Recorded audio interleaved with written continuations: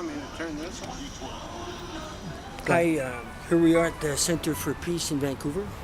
On September 21st, we have a big announcement to make for ThrivingLive1.tv.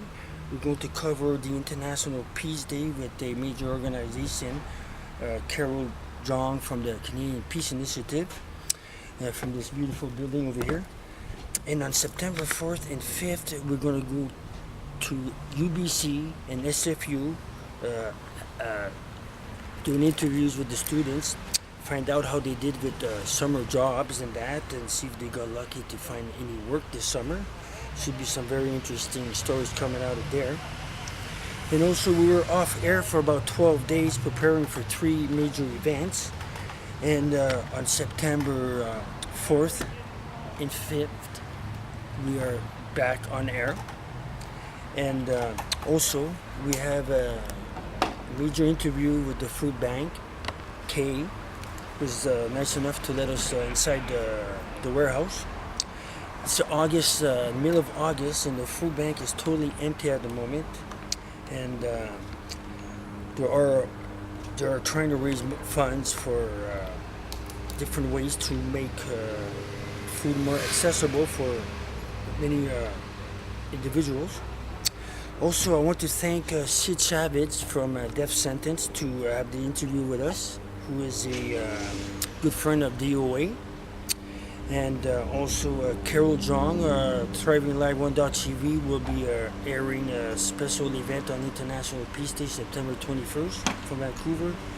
And also I would like to thank Kay from the food bank. And thank you very much, Terry.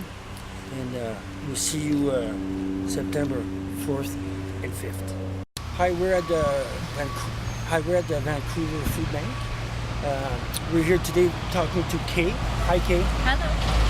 And she's going to take us inside and show us around the food bank and give us some statistics about what's going on. Thank you very much for your time. Pleasure. Hi, this is Kay. We're at the Vancouver Food Bank. Hi, Kay. Hello. Can you explain what all these boxes are? And, Currently we're standing in our warehouse, which is our main office. It's 36,000 square feet. This is where we receive all of the donations and where donations are weighed and then brought into stores. The boxes that you see actually visually behind you happen to be empty boxes. We hang on to those as a commodity because we utilize them for packing and redistribution of food. and also you told me there was a 10% increase from last year. There is. As a comparison from the same time last year to this year, we have experienced a 10% increase overall. And where we're seeing a significant increase is in first-time users accessing the services of the food bank, in addition to senior citizens. That's a big statistic. So you see 27,000 a week, 27,000 people a week. Currently, we're serving 27,000 people per week, and that includes through our 15 depots throughout the community, in addition to over 100 community agencies that we provide food and related assistance for. And you did see that the government is not non-government source of any kind. We do not receive any government funding for this operation. That's very interesting. And also you said when it comes to Christmas time, there's a big boost. And how can we find a way to do food drive in the middle of summer? Well, there's plenty of opportunities to get involved in a number of different ways that you can help. Holiday is traditionally where we see the greatest amount of donations. I think that's not uncommon in this sector, but unfortunately hunger is an issue that affects people 12 months of the year. So usually by the time we're getting into the summer months, it's when we experience a dramatic decrease in our donations and when we could certainly use some extra support. So you said there was a 1 in 4 children or 1 in 6 children is the people that come to the food banks? As a demographic, currently 26% of who we serve is represented by children. And how old would they be? Under 15? Yes. Really? Eh? Wow, that's amazing. That's a lot. Well, I think we should definitely do a special event for the food bank. I have a couple ideas with the TV station. We would greatly appreciate that. Yeah, I definitely going to come up with something. I have something in mind, so maybe I'll talk to you after that. I'd be happy. After this interview. But thank you too. very much for your time. Would you like to show us around a little bit We more? will continue on our tour, yes. Okay, well, thank you, Terry. Alright, so I got some interesting statistics here. It says 27,000 people visit per week. How many people visit the food bank across Canada, do you think? Nationally, over 900,000 people access the food bank services. 900,000, that's a lot. Yes. And can you break down the percentage of the group of Our demographic? like the children and 65? Yeah, as it says there, 26% of the clients that we serve are represented in children. 12% are represented by senior citizens. That's a lot. And also, there was one thing we wanted to talk about was the main goal. The main goal as in the food bank is to help the people right now as right away. Every week is the main goal. We do other programs in the East End, soup kitchens. Not soup kitchens, but we do recognize that there is an immediate need, and so the Greater Vancouver Food Bank Society works to address the immediate need of hunger in our community. In addition to recognizing the immediate need, we also have several programs in place to actually deal with skill building, capacity building, and training. So addressing it from a larger picture perspective is where our programs come into place. We have a program called DEC, which stands for the Downtown Eastside Community Kitchen Project. Food Bank supplies the food and the skills and the staff and the resources to bring people together that are living in SROs to cook a meal together and nourish themselves that way. We run a program called Fresh Choice Kitchens, which is a skill and capacity training program, and we work with the managers of our community agencies to give them the skills that they need to help take care of their members and pay that forward. We also run a program called Community Angel Food Runners, which is a perishable food recovery program. So we partner with hotels and schools and cafeterias, and we go and rescue food essentially that would otherwise go to waste. So through the morning we go and we pick up from all of our partners, and then through the afternoons we redistribute to agencies so that those meals can actually go to the people that need them. What do they usually do to food bank? Wednesday they usually go to the food bank? Say again, sorry? Is it usually on a Wednesday that they go to the local food bank? It depends on the depot. Different Okay, depots okay. run on different And days. it's only once a week, right? It is once a week, and it is 3 weeks out of every 4. So Okay. if you are in need of assistance, call us at the main number, which is 604-876-3601. We'll take your address, and we'll find out which community food depot is closest to you. Most of this is like, doesn't seem there's a lot of food here. There's not. You know, No. I'm looking, wow, you know? No. The summer months are definitely a struggle for us due to the fact that we generate 75 to 80% of the donations that we receive around the holiday period. As we move into summer, those donations have essentially entirely been depleted. We are actively purchasing food now in order to supply the need to our community. And throughout the summer months, I mean, many of our clients are mom and dad with 1 or 2 kids who are both working full time. Once the kids are out of school, there's the added pressure of either summer programs or the lack of school-based support programs that are traditionally available to kids. And so for a lot of our families who are close or are already having to make difficult decisions with their dollars, even subtle shifts, be it in the prices of food or extra needs from their kids, can cause a dramatic impact on their budget as a family.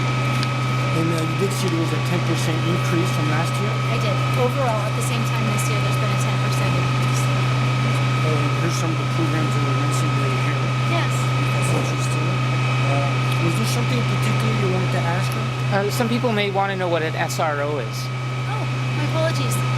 SRO stands for single room occupancy. And so many of our recipients live in the downtown east side and have a room but don't have access to kitchen facilities. And you mentioned that you're actually purchasing food now? We are. From who? We have a relationship with a number of different organizations, from grocery stores, main retailers, to wholesalers, to even partnerships with farmers in the Okanagan, which is where we buy the vast majority of our produce. So, as I mentioned, as we head into the summer months, we are pretty much depleted in the realm of donations at this time of year. So, because of the buying power of the food bank, though, we can essentially turn every dollar that we receive and stretch that that into about $3 worth of purchasing I power. kind of just noticed that as an answer about that. Yes. That's pretty good. So we appreciate every kind of donation and all the donations that we receive, but we have the ability to stretch dollars further. That's pretty good. Is there anything else you want to ask? Okay. Is there anything in particular that you could tell the public what we can actually do to help this organization? I know you only get, I probably asked you this already, but is there something that the public can do more to help this organization? There's absolutely, and there's a number of different ways that people can get involved. Everything from hosting a food drive. There you go, stuff like I was that. just going to say, as you guys were coming in, you met a young gentleman who had just had his 8th birthday party, and instead of presents, he raised money for the food bank. Excellent. It's very inspiring to see just how many people contribute in the ways that they're able to. Some people go online to our website and make a financial contribution. We appreciate that as well.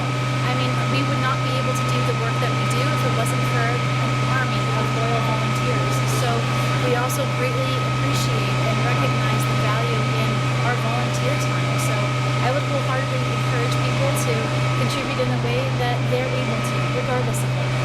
Well, that's very interesting. When we walked in there was that, a 9-year-old had a birthday party, raised $65 and gave it to the food bank. Yes. That's a good Just so story. the public's aware, Yes. you do not contact people by telephone. Never. And, Is that right? but you do put advertisements in the newspaper occasionally? Occasionally we have done that. We're actually very fortunate to work with a number of different organizations that offer us free space and publications. So similar to a public service announcement or those types of things, when those opportunities become available, we take advantage of them and we're very grateful for them. The reason I ask is because in this day and age, people are always trying to contact people on behalf of organizations, and they're not really doing that. So I just wanted people to know too. It's true. We do not solicit donations either door to door or by telephone, ever. I always wondered, does the government ever offer to give the food bank money? Have they ever offered? Not to my knowledge. Really? Although I am relatively new to the food bank, so keeping in mind that Okay. we are a non-government funded organization. Yeah, for sure. Yeah, I just had to ask. I was curious myself. So you ever... You should ask them. I should. I think I'm going to do that. We're definitely going to do that. Well, thank you very much, Kate. Thank you. It's a pleasure. And thank you very much, Terry. Thank you. Hello, this is Matt from the Zeitgeist Movement in Vancouver, Canada. Can you talk about yourself and your organization, please? Sure, my name is Matt Berkowitz. I'm one of the coordinators for Zeitgeist Vancouver. We're one of about 1,000 regional chapters across the world in about 70 countries for a worldwide social sustainability organization. Essentially, the movement looks at the root causes of many of our social problems and looks towards a possible solution.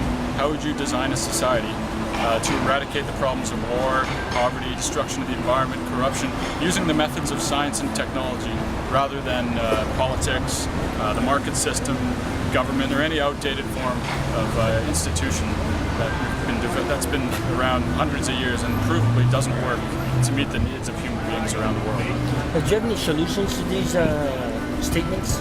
Yes, our whole organization is trying to get forward a possible solution. We can term it a resource-based economy or a natural law economy. Basically, it's a train of thought that represents applying the scientific method to social concern. So how would you best arrange society to maximize efficiency and sustainability? Now, I can go into that a little bit. It's a huge subject. I'd recommend both this Zeitgeist Addendum and Zeitgeist Moving Forward, the second and third Zeitgeist films that explain these ideas in quite a lot of detail. Do you have a website address that you can say out loud here? Sure, yeah, it's www.zeitgeistvancouver.com. Zeitgeist is Zeitgeist, and Vancouver.com, and then the main international website is thezeitgeistmovement.com. Now, the person who started Zeitgeist, is he in California? Yeah, Peter Joseph. Yes, talk to me about him a little bit. Sure. Peter Joseph is the creator of the 3 Zeitgeist documentaries, the first one of which is the most watched documentary in the history of the internet, had 100 million views in the first year, I believe. And yeah, he lives in LA. He's, I guess, the de facto founder of the Zeitgeist movement, and essentially his role is just as a filmmaker and communicator, and we're all just communicators in the movement. He's not a figurehead, so to speak, yeah. Is there major events coming up for the Zeitgeist movement that you're aware of? Yeah, we just had our annual Zeitgeist Day or Z Day in March. We have a main event in a different city every year, and we actually had the main one in Vancouver this year with Peter Joseph and many other speakers. So that was in March at the Vogue here in Vancouver. And then we have a Zeitgeist Media Festival, which is our other annual event. When's that? It's coming up first weekend of August. Oh yeah, excellent. So that's coming up pretty good. Yeah, we'll just a lot of different chapters will have their own event, basically spreading the message of the Zeitgeist movement through socially conscious art. And where is this thing going to be taking place in Vancouver? Vancouver, just also at the art gallery. Oh, okay. Just normally where we set up, we'll just dress it up more extravagantly, have musicians and magician and stuff like that. Now, if there's something that you really want to say to represent the Zeitgeist, what would it be? That we need to, in order to solve any problem, we need to understand the root cause first. And the root, it seems to me that the major social problems we have exist around the world today all stem from the monetary system. Yes. We have the technical solutions to solve all these problems, but the monetary system is inhibiting them because it's simply not profitable to do so. We don't think the solution exists within the monetary system or the market system, and we need a completely new way of doing things that is updated to present-day knowledge. And do you have a workable solution that's in the works at the moment? yes, this is what I refer to as the resource-based economy. And if you watch the third part of Zeitgeist Moving Forward, the last documentary, there's a section called Project Earth, which explains exactly how this system would operate. I can give you a very, very brief rundown because it's such a complicated topic. But the way it would start, essentially, is you would do a survey of the Earth's resources. There's no way to make intelligent decisions regarding the management of our Earth's resources if we don't know what we have. That makes so we'd have to track all the different, mineral deposits that we have, the different methods of renewable energy that we have at our disposal. We have to understand all the different agricultural methods, the different technologies we have. From this information, it becomes quite clear that this system has to be global because resources are distributed not uniformly across the world. So to maintain a peak efficiency, we have to do this thing on a global level. Another thing that's clear is we need to transcend the monetary system. It's the basis for so many social problems, and I don't see how you could have peace and cohesion on this planet where profit can be made from destroying the environment. I agree 100%. What do you think about the United Nations and the World Bank? Not really too much good to say about them. I mean, their original goals, as they've been articulated, might be noble, but the way that it actually works in society is complete failure. Well, I started a class action suit against the World Bank at the International Criminal Court. It's on my website. And I received a letter from the International Criminal Court, and I believe that the World Bank is a big part of the problem. Sure, but it's what we call a symptom, and you can't just go blaming institutions without discovering the root cause. The World Bank is a manifestation of the market system, just like multinational corporations that destroy the environment. There's no real point. I in really blaming explained that very well there, by the way, so, just so you know, I got that covered. Okay. So that's what I'm up to. And so I believe that the money system and monetary system is definitely a big problem, and we do have a solution, a concrete solution. You've asked me several times. The resource-based economy is our solution. So it basically involves applying technical solutions to all our social problems. And again, it takes a long time to describe a completely new economic system. But this is our solution as we're proposing it, and it's very well explained in Zeitgeist Moving Forward. And there's an abundance of lectures and supporting material. I actually looked at it, and I kind of like what I saw too. So, how about you? Do you have any questions? Peter Joseph, who started the organization, he chose the word Zeitgeist. Yeah. What's it mean? Zeitgeist means spirit of the age, basically the general cultural climate of the era, and it very well represents what we're trying to change. We're trying to change the current zeitgeist. Is it a Greek word? It's a German word. German word? Yeah. Oh, okay. Yeah. I'm just wondering, has he gone to the University of Southern California or University? Well, I know he grew up in North Carolina. I can't remember what university he went to, but he's not a leader or anything. He's not a. Oh, he's not an engineer or No, he was or actually a musician. chemist. He's a musician, yeah. Yeah, musician. Yeah, I mean, the idea of a resource-based economy comes from Jacques Fresco of the Venus Project. Oh, He's yeah, a I've heard of them. He's a self-taught engineer. Talk to us about that a little bit. Sure. You know Well, about him. he's 96 years old. Okay. He lives in Venus, Florida, and basically the ideas of a resource-based economy can come from him. And his name is again? Jacques Fresco. Okay. He's French, right? He was born in the U.S., but his name, I think, originally comes I've heard of him before. He's in Venus, Florida. They've got about 28 acres of land, something like that, and they're trying to build all environmentally friendly housing, road systems, and Well, they're proposing a model farming. for a social system that can do this. It's very similar to what we're doing. So, I've actually contacted them before. I don't think they've gotten very far because they don't seem to raise very much money to be able to address and start working on the projects that they have in mind. They're really big projects. they were virtually unknown until Peter Joseph came around to make the Zeitgeist films, which popularized Jacques Fresco's lifelong work. I see. We don't think that we necessarily need to build a city right now. We think education and awareness is what we need to be doing. You have to make the public aware before you can just build a new city. You can't just drop someone, for example, from the Amazon into the middle of Manhattan. They're not going to understand how it all works. Yeah. So we need to explain, educate, and make people aware of a new way of doing things. We definitely need to do something that something Zeitgeist-like, if not Zeitgeist itself, because, for instance, there's an ocean of plastic that's swirling around in the northwest Pacific Ocean. Well, I guess it would be northeast Pacific Ocean, off the coast of B.C., right, between here and Hawaii. Yeah.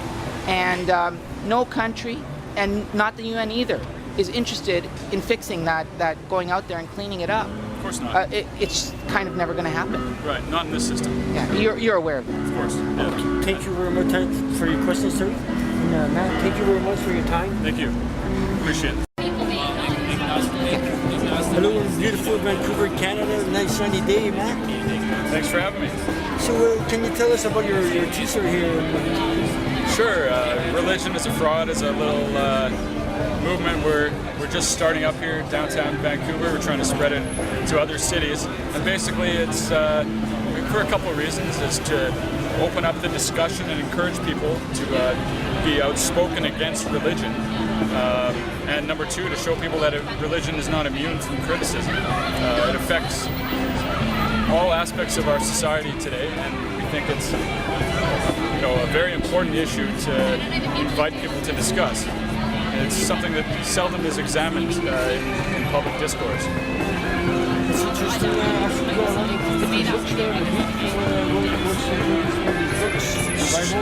Just to show that our message encapsulates all religions and is not singling out any particular one. We think any dogmatic belief system that preaches a fixed conception of reality, or essentially a worldview based on faith, is detrimental and fraudulent in a sense. We think basically that... How did you come to this conclusion? Well, I was brought up in a semi-religious family, but you start to read more, you start to understand how science works, you start to question a lot of the claims made in religion, and you just start to understand that there's no basis for it, no factual basis for it. You read the Bible, and apparently that's supposed to be a work of God. Never mind the contradictions and fallacies contained therein. It's one of the most revolting, disgusting books, telling the story of a megalomaniacal God, condoning rape, murder, and slavery, and all kinds of other atrocities. So, a lot of study, and just, it's kind of obvious that if faith is your only excuse for believing something, that's a terrible reason. Interesting. Do you have any questions, Terry? Hundreds, thousands. Well, you're an atheist. Here's your shot. What do you got? Well, I don't really know. I'm on his side, so I don't really have anything to pounce on. Sure. Well, I will say a lot of people confuse the definition of atheism. They think it means that we claim there is no God, whereas atheism really just means a lack of belief in God. So that's why I threw this word in here. I wasn't sure about the definition myself. Yeah, I mean, they confuse it with agnosticism, which means you don't have knowledge of a God. So they're not mutually exclusive. You can be an agnostic atheist, and that's certainly what I am.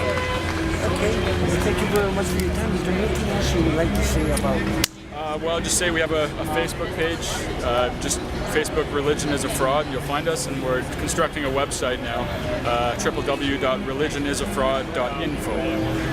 Thank you very much for your Thanks a time. lot. Yeah. Thanks, guys.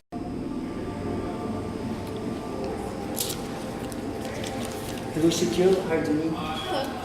Would you like to introduce yourselves and the name of your business? My name is Janine Solanki, and I am a co-chair of Mobilization Against War and Occupation. I am Shaquille, and I'm an organizer of Mobilization Against War and Occupation. It's very interesting. How does it get started?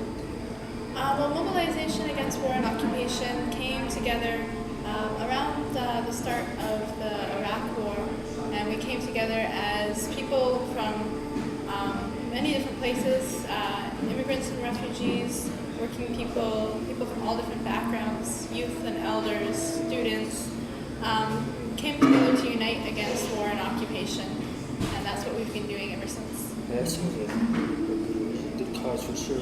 Now you have a big event coming up on September 15th and 16th. Yes, we have, as you can see from our t-shirts and the posters, we have our 8th annual Hip Hop for Peace Festival, our Vancouver International Hip Hop for Peace Festival. So it's 2 days of MCs, breakdancers, rappers, graffiti writers, basically bringing together hip hop for the message of peace. And we have amazing artists who contribute their art for the cause of peace and coming together against war. Where are the events happening? The first day, the 15th, is going to be an all-day outdoor show at the Vancouver Art Gallery, downtown Vancouver, and so it'll be 1 to 7, a full day of amazing artists, including Obsession, which is a hip-hop group all the way from Cuba, and they're here for their 4th year, and they're absolutely amazing hip-hop artists who are bringing the message of peace and fighting for a better world. And then on Sunday we'll be having a day of workshops, and that will be at the Collingwood Neighborhood House, just 1 block south of Joyce SkyTrain Station. So we'll be talking there about the roots of hip hop and why it is a tool against war and occupation. And also we're going to be having a workshop to learn how to breakdance and MC. Sounds good. How long have you been involved with the organization, Shaquille? Probably about 2005. Yeah. What made you come to these meetings? Well, I was out taking photos with my sister, and I saw a poster for an anti-war rally happening at the Vancouver Art Gallery. And so we went to go check it out and just take photos. And people were talking about things that I had always thought about, but I never really had anyone to talk to about. And people were really friendly and approached me. And yeah, since then, it's been anti-war work. Well, this is my second meeting. I really enjoyed my first meeting. It's when I started at East DC. So it's very important for me to show every organization I meet how to do this, how to be able to guidance, and definitely talk about that. So after this meeting, this is very effective to it's free. So definitely I'll be doing it's my job to share with you guys. So what is the closing remarks you would like to see? Definitely. We want to encourage everyone to come out. It's an all ages, all free event, and we want to make this really open to everyone. This festival is for everyone. So for more information, people can go to hiphopforpeace.blogspot.com, and it has all of the information about the Hip Hop Festival. You can see the bios from the artists, give a schedule, all of that stuff, and we encourage people to come out to that. How do you say? 8th annual Hip Hop for Peace Festival. Peace, an element of hip hop. Come check it out. Yeah, okay, we're definitely working with that, and I hope it's a good turnout. Thank you very much. For your time. Thank you. Thank you. Thanks.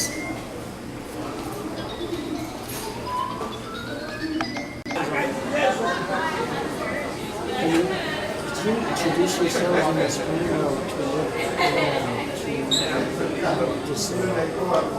this magazine a few days ago? So, my name is Thomas Davies. I'm an editorial board member of the Fire This Time newspaper. Hi, my name is Shaquille Ochin. I'm a social justice organizer and work with Fire This Time. My name is Mike Larson. I'm an activist with Fire This Time. And you said that your organization was targeted. So, yes. Okay. So, Fire This Time, Movement for Social Justice, has existed and been publishing newspapers for 10 years now. They're social justice newspapers, they're alternative newspapers. They're about people organizing for change and for making the world a better place. It has headlines and stories that you might not always find in CNN and CBC. So, over the past 4 months in our public distribution, which the newspaper is free, at transit points in Vancouver and the outlying areas, we've had transit police and police come up and try and tell us that we're not able to distribute. We've shown them that there are publicly available posted rules for transit that say that as long as it's non-commercial printed materials, we're within our rights to distribute it, as long as we're not blocking the flow of traffic or impeding any of their normal operations. And we will have a link to that video. Yeah, we've got videos up on YouTube, youtube.com/firethisTime, that show transit police giving us permission to distribute. So that's happened a lot, and we've had these confrontations, and in all of the cases they have been forced to allow us to distribute. What happened was on last Friday, we were distributing Fire This Time at the Metrotown SkyTrain station. Things were going really well. We distributed over 400 copies in an hour. People were really interested in the newspaper when 2 police approached us and told us we had to leave. What we did is we always do. We explained to them the rules that are posted in the SkyTrain station and that we're within our right to distribute. They said that they'd asked us to leave, and not leaving would be resulting in our arrest. And we said, well, what's the reason for this? And they said, I saw the video and you guys were all handcuffed. yeah. For how long? How long is this? 45 hours? Well, the whole ordeal lasted about an hour and a half of them, after they realized that we weren't just going to give in to what they were saying, of handcuffing us, of throwing us against walls while handcuffed, of tackling us to the ground, of shoving us in separate police cars. This all happened, and then we were released, without charges, without justification, without anything written, and without any explanation as to what law or rule we'd ever broken, and for the reason for the brutality.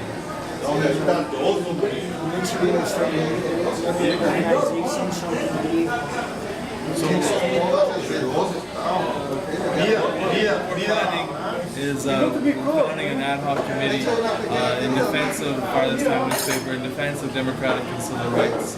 And this is going to be an organization for this issue of defending our rights against police assault, defending our rights. And we're going to get people from everywhere we can to unite around this cause, because this is an issue not just of us being able to distribute our newspaper, but an issue of freedom of speech, of everybody's rights to express themselves.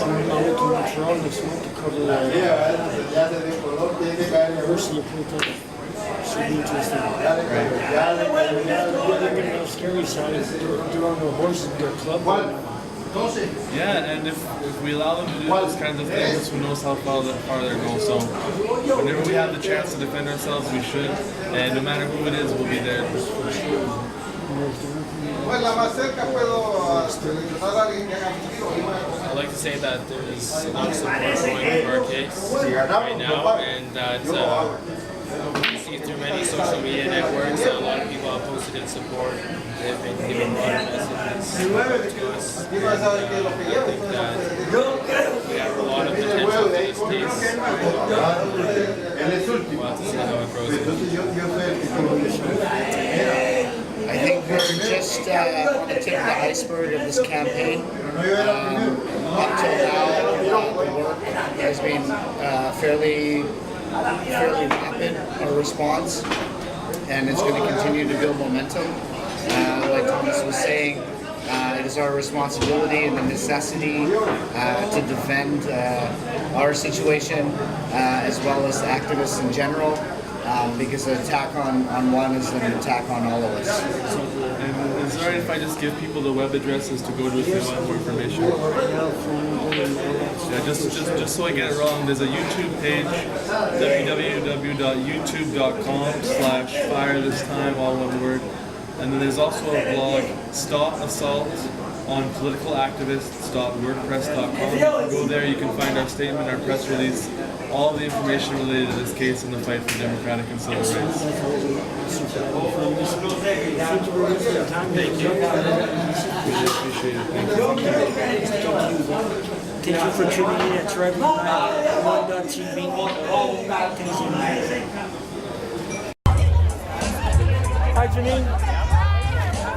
This is your 8th annual. Yes, our 8th annual Vancouver International Hip Hop and Peace Festival. They were very nice, quite entertaining. It was an amazing day. We had a beautiful weather, tons of people, amazing artists, and all for the message of peace. Of course, it was beautiful. How about you, sir? How are you? Call me Juice. Good. I had a great day. Gets the pros every year, so it's getting better and better every day. So tomorrow, when I say that, I had a good day today, tomorrow's gonna be better. Do you have a website? Yeah, you can check it out at hiphop4peace.blogspot.com. And that's for the Hip Hop Festival, but this is being organized by Mobilization Against Foreign Occupation. And our website is www.mawo.org, and you can check out all the events we have during the year and some info to get to know you. Are you following the court case at the moment? Well, the Bradley Manning campaign, part of one of Mao's campaigns to free Bradley Manning.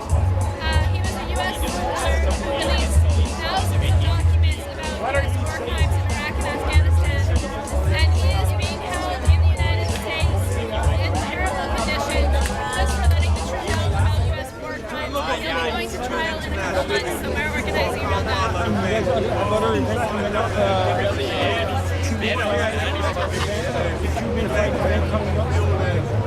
Well, we have all of our events on the website, maovancouver.org. And so the next thing we have coming up is a forum on the 25th of September at 7 p.m. at Joe's Cafe, talking about the protests that are going on right now across the Middle East and Africa against the United States, which you mentioned there. Like I said, it's the funniest story. Looked in the newspaper, saw a number, I called it, they called me back, and then that's it. Well, we're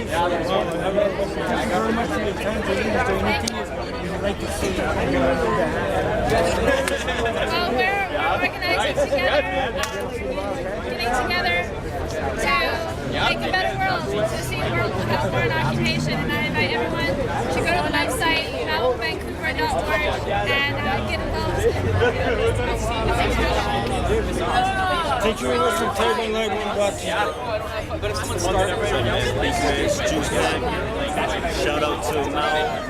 It's up on the website. Hopefully we get some more footage of what's gonna happen tomorrow, man. Today was pretty nice. So, Thanks, Janine. Thanks, Juice. Thank you. Hello, my name is Michel Emond from ThrivingLive1.tv. We are at the Cohen Commission at 650 West Georgia in Vancouver, Canada. We're going to attempt to have an interview with Carla Shore and find out what's going on with the inquiry coming up about the salmon run. Thank you very much.